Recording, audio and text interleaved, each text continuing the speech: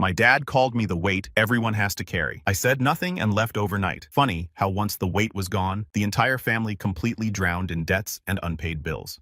I was 28, sitting at the same dinner table I'd sat at every year since I was a kid, staring at a plate of dried turkey and lukewarm mashed potatoes, trying not to make eye contact with my father.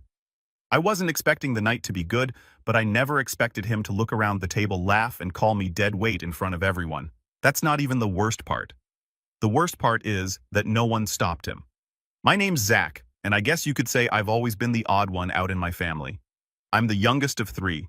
My sister Rachel is 35, and my brother Dean is 33. Growing up, our house wasn't abusive exactly, but it was rigid structured. My dad ran it like a CEO runs a company, and we were the unpaid interns constantly trying not to get fired.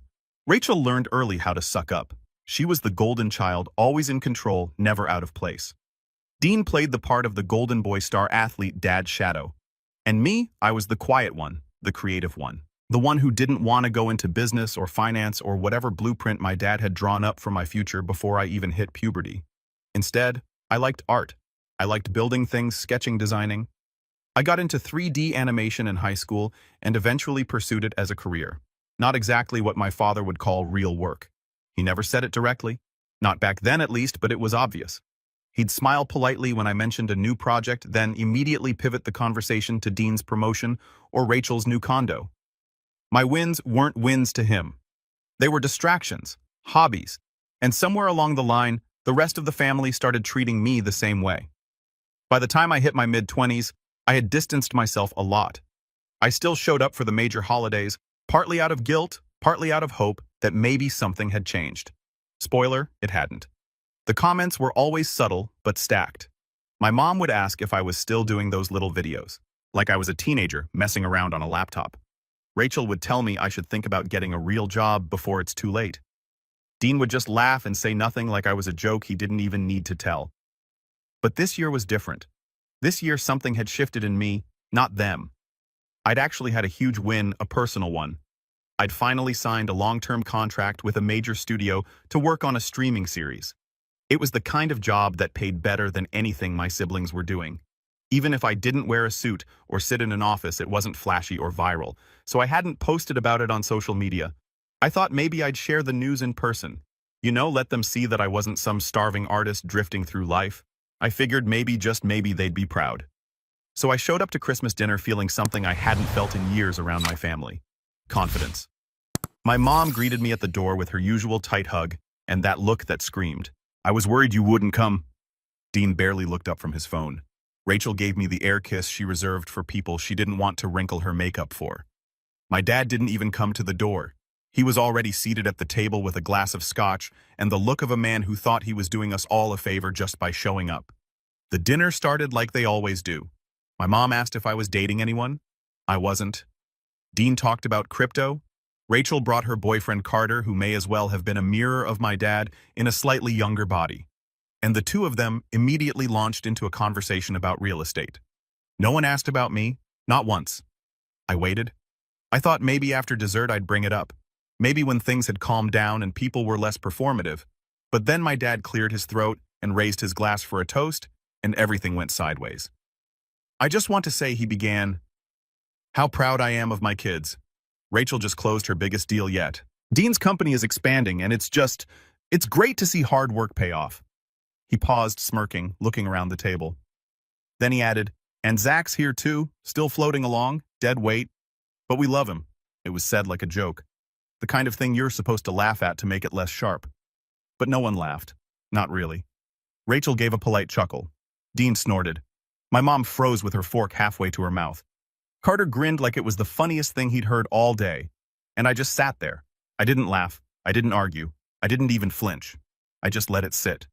Let them all marinate in the moment they didn't expect to matter, because that's what they'd always done. Say cruel things and expect you to play along. Laugh it off. Swallow it whole. But this time, I wasn't going to. Instead, I asked one question. A single sentence that I swear made the air leave the room. My mom dropped her fork. Rachel's smile cracked. Dean actually looked up from his phone for the first time all night. I didn't raise my voice. I didn't make a scene. I just looked at my father and asked the one thing none of them were ready for. I didn't even raise my voice. Just looked. My father straight in the eye, leaned back in my chair and asked, "Who paid the mortgage in 2009 when you got laid off?" The reaction was immediate. My mother's fork clattered to her plate. Rachel froze mid-sip of wine, her glass hovering in the air like a freeze frame from a sitcom. Dean's head jerked up like someone had slapped him. My father blinked once, then again his mouth opened slightly, then closed. For a moment, all I could hear was the hum of the dishwasher running in the kitchen and the soft Christmas jazz spilling from the Bluetooth speaker in the living room. No one said a word. See, they all remembered 2009. It was one of the worst years for our family financially. My dad got laid off from his managerial job at a regional supply company, and my mom's part-time work as a paralegal wasn't enough to keep the bills paid. Rachel was still in grad school at the time, fully funded by my parents, of course. Dean had just started working at a tech startup, but he was barely making rent. No one in the family had money to spare. No one except me. At the time, I was 21, a junior in college, and I just sold the rights to a short animated film I'd made during an internship.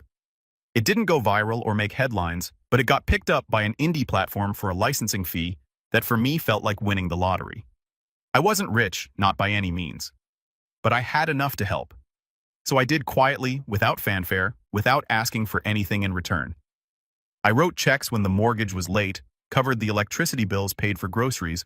My name wasn't on any documents. My dad never acknowledged it out loud, but they all knew. And now, years later, with his scotch glass raised and his smug grin in place, he called me dead weight in front of the people who should have known better. I didn't need to say anything else. The question alone was enough to fracture something in that perfectly controlled narrative my father liked to keep tight-fisted over our family. He tried to recover, cleared his throat. "That was years ago," he said gruffly, like that somehow erased it. "You were just trying to help." "Yeah," I said, "because you asked." He flinched just slightly, but I saw it. So did everyone else. And I think that's when the balance in the room shifted, like the floor had tilted just a few degrees and no one was sure where to put their feet. The conversation stuttered back to life after that, but the energy had changed. My mom barely touched her food. Rachel suddenly became very interested in her phone. Dean kept giving me sidelong glances like I'd grown a second head. No one asked about my work. No one congratulated me on my success because at that point it was obvious I'd come into that house with something they didn't expect. Leverage, but I didn't press it. I let the silence do the work for me. Sometimes truth lands heavier when you don't shove it down people's throats. The rest of dinner passed in a weird daze. After dessert, I helped my mom clear the table. She was quiet, her mouth tight, but her hands were trembling. As I handed her a stack of plates, she whispered, "You shouldn't have said that in front of everyone." I looked at her, said, "What the truth?" Her eyes flicked to the dining room. "You know how your father is?" "Yeah," I said. "That's the problem." She didn't respond. Just took the plates and turned toward the kitchen. After that night, things got colder. Over the next few weeks, I got fewer texts from my mom. No calls. Rachel unfollowed me on Instagram, which was her digital way of slamming a door.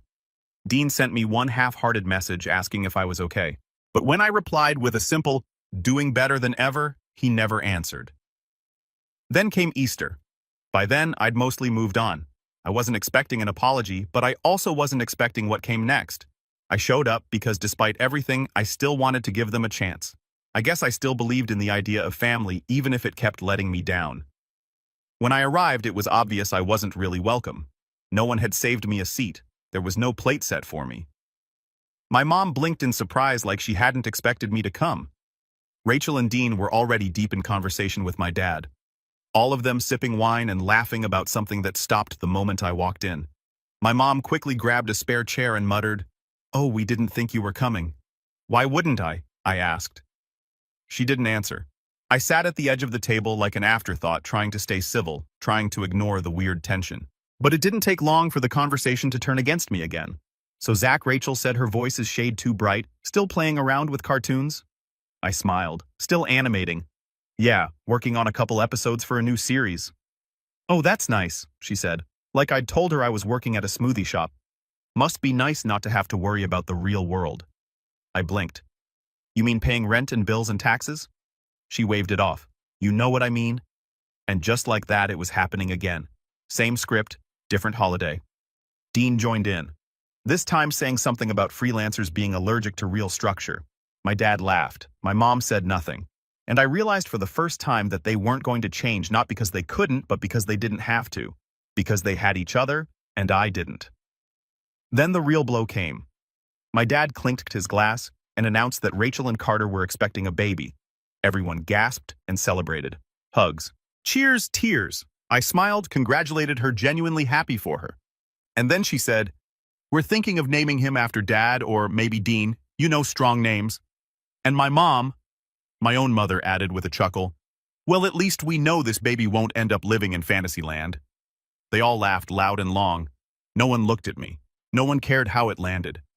That's when I realized this wasn't just about respect. This was about erasure. They wanted to pretend I was never the one who held them up when they were sinking. They wanted to rewrite the past so they could keep justifying their version of who I was. The soft one, the dreamer, the useless one. But they'd gone too far. A few days later, I got a text from my mom. She said she was planning a surprise party for my dad's 60th birthday that summer and hoped I could put together one of your little videos as a gift. I stared at the message for a long time, not because I was surprised, but because of how casually cruel it was. That's when the idea hit me. Not out of anger, not out of spite, but out of something colder, sharper. If they wanted to rewrite history, fine. I'd let them. But I'd write the ending. Because here's the thing they didn't know. I wasn't just some freelance artist anymore. I had access to tools they couldn't even pronounce. I had time, skill, and receipts. I had emails, screenshots, old checks, and most importantly, I had the full, unvarnished truth. So I smiled, texted my mom back, and said I'd love to help with that. I'll make it something he'll never forget. And I meant it. I didn't respond to that text right away. I told myself I needed time to plan the video. But really, I just needed space to breathe, to think, to make sure I wasn't acting out of pure emotion. Because for a while, that's all I was angry. I mean, how could I not be? They erased me. I sat there for a long time after that Easter dinner, just scrolling through photos on my phone. Pictures from years back. Old family barbecues, birthdays, school ceremonies. In every single one, I was off to the side. Not smiling, not frowning, just there, like an afterthought, like a prop. Someone forgot to move out of the shot. And the more I looked, the more I realized I'd spent most of my life shrinking myself to fit into the space they'd carved out for me. A role they never intended to be big enough for who I actually was. But that role, I was done playing it. I didn't explode, didn't send a dramatic text or make a public announcement. I didn't even call my mom back. I just stepped away quietly, intentionally, and for the first time in my life, I stopped asking what they thought of me. Stopped waiting for their approval like it was some kind of prize I hadn't yet earned. And that was the beginning. The next few months were weird, lonely in some ways, freeing in others. I stopped replying to the family group chat, stopped checking Instagram to see if Rachel had relented and followed me back. She hadn't. When my mom sent occasional hope, "You're doing okay" messages, I kept my replies brief, polite, distant, she noticed. Eventually, the messages slowed to a trickle. But while my ties to them loosened, I started anchoring myself to something else. My work, that animation contract I mentioned, it blew up in a good way. I poured everything I had into it. Late nights, early mornings, weekends, spent refining keyframes and building out emotional beats for characters that ironically felt more real to me than the people I shared a last name with. My work became my therapy. Every scene I completed felt like I was gluing back pieces of myself that had been chipped away for years, and people noticed. The show launched on a major platform. Critics called it visually stunning and emotionally resonant. A clip from one of the episodes went viral on TikTok. And suddenly I was being flooded with messages, people telling me how much the story meant to them, how much the characters reminded them of themselves. One person wrote, "It's like you crawled inside my head and animated my childhood." That hit me hard because for the first time in my life, I wasn't just seen. I was understood. Not by my family, not by people I'd known since I was 5, but by strangers. Strangers who didn't care what school I went to or whether I wore a suit. They only cared about what I made, what I gave the world. And that was enough. I got invited to speak on a panel at a major animation expo that summer, flew out to LA, stayed in a decent hotel for once instead of crashing on a friend's couch. I stood on a stage with creators I'd admired since high school and talked about visual storytelling and using trauma as a lens for art. The moderator asked me what inspired the emotional tone of the show. I said family and left it at that. But even as things were going well, I'd be lying if I said I never thought about them. About my dad's face when I asked that question. About my mom looking down at her plate like she wanted to disappear. about the weird, empty feeling of knowing that my success meant nothing to the people who should have cared most. There were moments, quiet ones between edits or before bed, where the doubt crept in. Where I wondered if I was being petty, if I was the one turning cold, if maybe I'd misunderstood things all along. But then I'd remember the dinner, the laugh, the way my mom had said, "At least this baby won't end up in fantasy land," like my entire existence was a joke to her and that would snap me out of it. They hadn't just dismissed my work, they dismissed me over and over again, so I kept building. With the success of the show, I started getting offers, bigger projects, feature-length gigs, even a few requests from studios I dreamed about working with. I signed with a rep, got legal advice, built a team. Suddenly, I wasn't just doing little videos. I was running my own small production studio. I hired 2 assistants, contracted a few freelancers, started mentoring a kid from my hometown who reminded me of myself at 16. And the best part, I didn't tell my family any of it. Let them think I was still tinkering in my bedroom like a bored teenager. Let them keep underestimating me. That was the best camouflage I could ask for until the text came in. Late June. My mom, "Hey Zach, just a reminder about Dad's surprise 60th July 15th.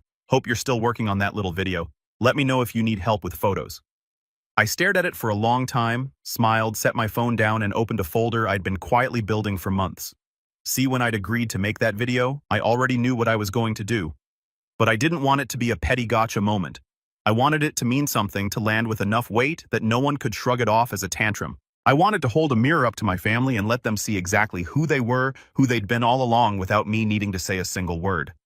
So I went back through old footage, home videos, birthday tapes, random clips my mom had sent over the years. I pulled everything into my editing software and started weaving a narrative not of my dad's accomplishments or his 60 years of wisdom, but of the people around him, of the sacrifices made, of the moments they ignored. I found a clip from 2009. My mom sitting on the porch with a worried look on her face, my voice off camera saying, "It's okay, Mom, I already sent the check." Another clip from Rachel's graduation, where my dad is going on and on about how proud he is of her, and you can barely hear my voice in the background saying, "I think I got into that summer program, ignored, overlooked, forgotten." And then there were the photos, pictures where I was always slightly out of frame, where Dean was center stage. Rachel smiling perfectly and I was blurred in the background holding the camera or half cropped out entirely. I stitched them all together, layered them with a subtle score, let the visuals do the talking, and then just once I included a caption, "Not all weight is dead."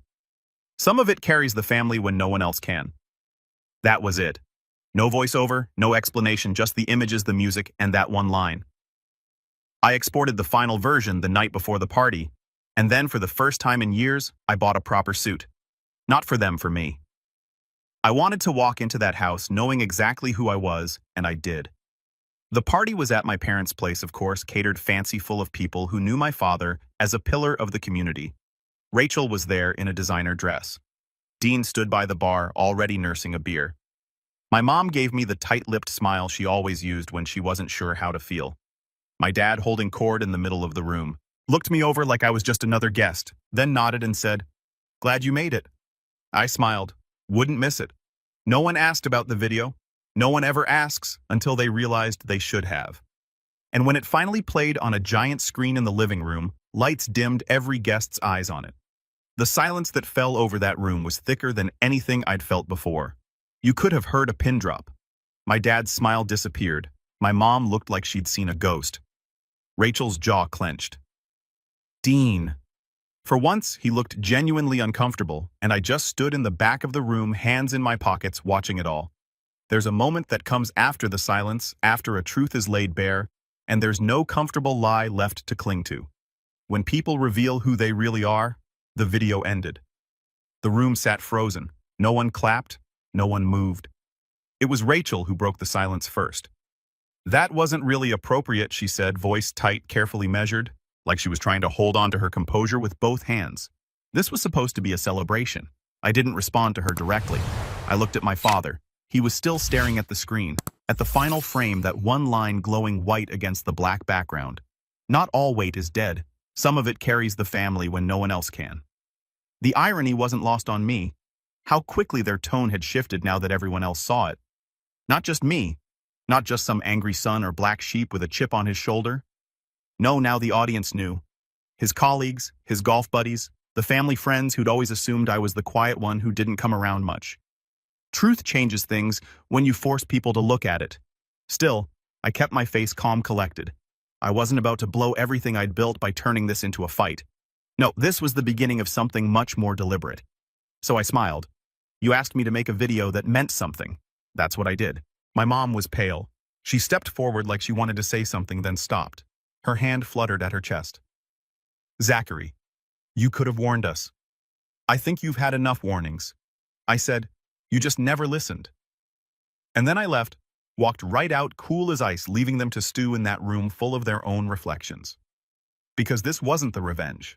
Not yet. That was just the setup. The part where the walls start to close in and they finally realize they're not the ones holding the map. In the days that followed, I expected anyone to call, maybe to yell, maybe to apologize. I was ready for both. But the silence stretched on, which only told me one thing. They weren't sure how to respond. And when people don't know how to fight back, that's when they're most vulnerable. So I started planning, not out of spite, but out of clarity, because I had something they'd never had when dealing with me, the element of control, and I was going to use it. First step, gather the receipts, not just from 2009, but everything. I went back through my bank records, found the exact amounts I'd sent during that year, and the few that followed. I printed screenshots of every transfer, labeled them, dated them. I pulled emails my mother had sent thanking me privately for keeping them afloat. I saved voice messages where she'd whispered, "Please don't tell your father I asked." I wasn't planning to sue them or anything dramatic like that. But this wasn't about money, it was about accountability. I wanted to build a record so complete, so airtight, that if any of them ever tried to rewrite history again, I'd have more than just a well-edited video. I'd have evidence. Second step, identify pressure points. Every person in that family had a weakness, and I knew them all. Rachel cared about image more than oxygen. Her LinkedIn, her Instagram, her real estate branding, everything painted her as a self-made powerhouse who came from a loving, supportive family. Her followers saw brunches, luxury condos, expensive shoes. They didn't see the ugly truths. The way she'd manipulated my parents into co-signing her first mortgage while belittling me for needing help with a car loan. The way she'd badmouthed me to clients because my weird animation stuff was a little too alternative. Dean was quieter, more subtle, but he was desperate for validation. He was always trying to impress Dad, even now in his 30s. His biggest fear, looking small, weak, like he wasn't the guy Dad bragged about at the golf course. And he had secrets too, things I wasn't even supposed to know. And then there was my father, the man who had spent decades carefully curating his image as a respected professional and head of a tight-knit family. His whole reputation rested on that illusion. And if there's one thing my father couldn't stand, it was the idea of being seen as anything less than in control. But here's the thing. When you treat your own child like a disappointment long enough, eventually they stop protecting you. So I made a list not of things to destroy, just truths to reveal. Third step, gather allies. Now this part surprised even me. I didn't think I had any, but word spreads. People talk. That video had been shared more times than I expected. One of Rachel's former friends, a woman named Camilla, dimmed me a few days after the party. She said, "It was brave what you did. I've known your sister a long time. She's never given you the credit you deserve. We met for coffee." She shared stories, little things Rachel had said over the years, how she'd made fun of me to clients, how she referred to me as the family wild card like I was some unstable experiment. I thanked her, and we kept in touch. A few days later, I got a message from one of Dean's old friends from college. He told me about a project they'd worked on years ago, something Dean had taken credit for, but hadn't actually done. It wasn't illegal or anything, but it was enough to shake the image Dean had built. I kept collecting quietly, patiently. And as I did, something started happening. People started seeing me, really seeing me. Not the version of me my family had shaped in their stories, but the real one, the one who didn't need their approval anymore. I was invited to speak at a university panel about breaking into animation from unconventional backgrounds. I accepted. Afterward, a student came up to me and said, "I didn't think people like me could make it in this industry. Now I do." It nearly broke me because that was the point. That was why I'd held on so long, why I hadn't burned the bridge completely, because I kept hoping maybe someone in that family would see me the way this stranger did. But they hadn't, and they wouldn't. So I kept moving. Fourth step, give them rope. Now that I was no longer protecting them, I leaned into their stories. I let them talk. When people asked me how things were with my family, I said, "You should ask them." When people asked Rachel about the birthday party video, she fumbled, deflected. Said things like, "Zach's always been emotional. which of course just made people more curious. And the more curious people got, the more the cracks started to show. Rachel lost a client, a big one. Turns out that client had seen the video, asked questions, didn't like the way she answered. Image matters in her world, and she couldn't spin this one fast enough. Dean? He tried to go radio silent, but in a small enough network, silence is suspicious. He pulled out of a startup project he'd been working on. Word got around that he'd misrepresented his contributions on a previous venture. Nothing illegal, just disappointing. And my father? He started asking questions. First through my mom texts like, "Dad wants to talk. Can you give him a call?" Then directly, "Zach, enough with the drama. Let's sit down. Clear the air." I didn't respond because I knew exactly what that message meant. It didn't mean he wanted to apologize. It meant he wanted to regain control to clean the mess up before it spread any further. But it was already spreading and I wasn't done. Not yet. The final step of the setup was simple. Create the opportunity, which came ironically because of Rachel. She was throwing a charity gala in late September. Big venue, bigger guest list. I got an invite through Camila. Apparently Rachel didn't realize we'd become friends. I RSVP'd. Yes. When the night arrived, I wore a black suit, same calm smile, same quiet confidence, and tucked under my arm, a manila folder. The charity gala was every bit the glittering, pretentious spectacle I expected it to be. Rachel always had a flair for turning things into branding opportunities, and this night was no exception. Sleek banners with her logo, gold accents on everything from the centerpieces to the ice cubes, and a photographer stationed right by the entrance, snapping pictures of guests as they walked in like it was the Met Gala. The event was meant to raise money for a children's hospital noble cause, but Rachel wasn't doing it for the kids. She was doing it for the optics, for the social media posts, for the string of hashtags she'd no doubt prepared days in advance. I stepped into that ballroom with the manila folder tucked casually under my arm and a smile I couldn't quite suppress. I wasn't nervous. Not anymore. This wasn't about confrontation. This was about closure. Everything that was about to happen had been set in motion long ago. It just needed a gentle nudge. And tonight, I was that nudge. Camilla met me near the back of the room just as she'd promised. She looked sharp and elegant in a navy dress, holding a glass of champagne and watching the crowd like a hawk. "She's over there," she murmured, tilting her head toward the podium. Just finished her speech. Everyone clapped. No one listened. I nodded. Perfect. I didn't approach Rachel right away. I waited, mingled, made small talk with a few people I recognized from online circles, producers, writers, and exec from a streaming service that had reached out to me last month. It was funny. These were the kinds of people my father would have fallen over himself to impress. The kind Rachel was always trying to attract. And they knew me not as the other sibling, not as the artsy one, but as Zach Hayden, the guy who'd built something on his own name. Eventually, Rachel spotted me. Her smile was the kind of thing you learn in expensive etiquette classes. Perfectly proportioned, utterly hollow. "Zach," she said, gliding toward me in heels that probably cost more than my flight. "You came." I matched her smile. "Of course, wouldn't miss it. You've always had a knack for throwing a party." She tilted her head, searching my face for sarcasm. "I'm glad." "Really? Look, I've been meaning to talk to you about the video. It caught us off guard, but maybe we should sit down, clear the air." There it was again. That phrase, clear the air. Code for, let's rewrite the story again. Only this time, keep your mouth shut. I didn't answer right away, just glanced around at the room at all the polished faces pretending to care about the cause while eyeing the open bar. And then I handed her the folder. "What's this?" she asked, brows narrowing. "Something for your records," I said.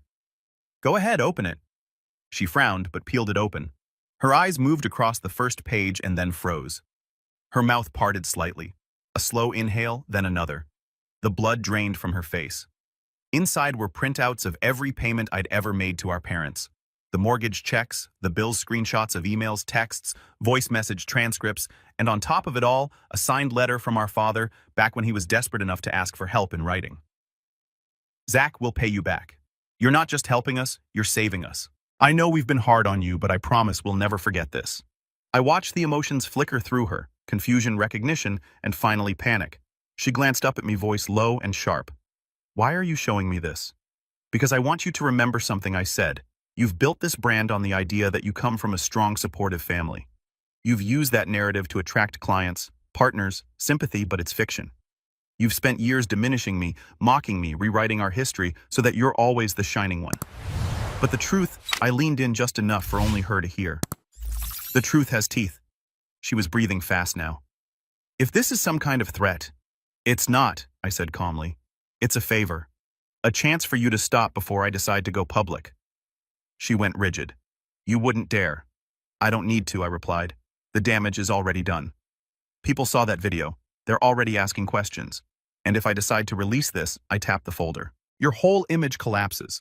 I'm not here to ruin you, Rachel. I'm here to tell you that from now on, you don't get to speak for me. You don't get to use me. You don't get to erase me. She didn't respond, just stared, jaw clenched. I left her standing there and walked away. I didn't stop at Rachel, though. The next morning, I paid a quiet visit to Dean's office. Not a meeting, just a delivery. I left a small envelope with his receptionist addressed in my handwriting. Inside were a few friendly words and a copy of a message I'd received from his old business partner, the one who'd confided that Dean had taken credit for his work years ago. The envelope included a note. I've kept this private. I hope you'll do the same moving forward.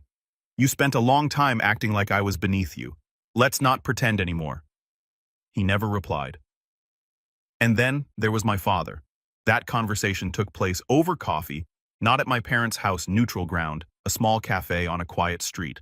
He showed up wearing that same guarded expression he always had when he knew he wasn't in control. He looked older, tired. Maybe it was the lighting.